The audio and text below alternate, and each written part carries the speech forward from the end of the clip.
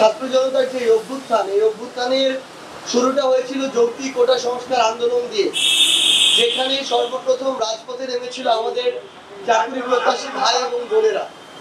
সেই জায়গা থেকে আমাদের কাছে তাদের যৌক্তিক দাবিগুলো সবসময় অত্যন্ত গুরুত্বপূর্ণ। আমরা সেগুলো নিয়ে সবসময় কথা বলে এসেছি।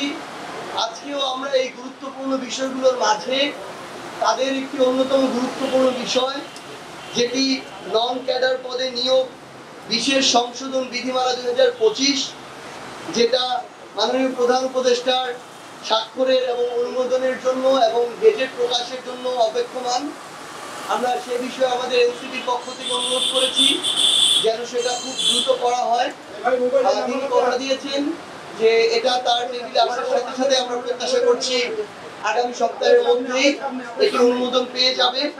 পাশাপাশি আমরা জনপ্রশাসন মন্ত্রণালয় থেকে পিএসসিতে 43তম বিসিএস এর যে নন ক্যাডার প্রার্থীদের জন্য অধিযাচিত পদসমূহে যেগুলো রয়েছে নন ক্যাডারের, সেগুলোতে যেন দ্রুততম সময়ে এই তাদের সুপারিশের জন্য প্রস্তাব করা হয়।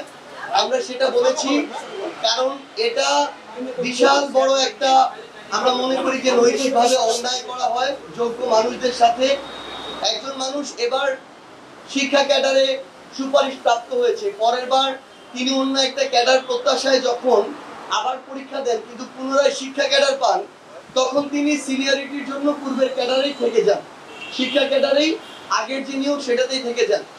দুইটা সমস্যা হয়, এক, ওই মানুষটি নতুন করে যে পদটি পেয়েছিলেন ওই পদটি খালি থাকে, এবং তারপরেই যে যোগ্য মানুষটি ছিল তিনি ওই পদটা থেকে বঞ্চিত হন।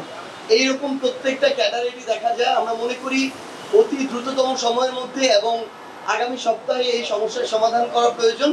আমরা সেই বিষয় নিয়ে কথা বলেছি এবং মাননীয় প্রধান উপদেষ্টা আমাদেরকে আশ্বস্ত করেছেন তার কাছে এই ফাইল আসা মাত্রই, যেহেতু এটি যৌক্তিক বিবেচনা হয়েছে ইতিমধ্যেই, তিনি এই বিষয়টিতে অনুমোদন তার জায়গা থেকে প্রদান করবেন।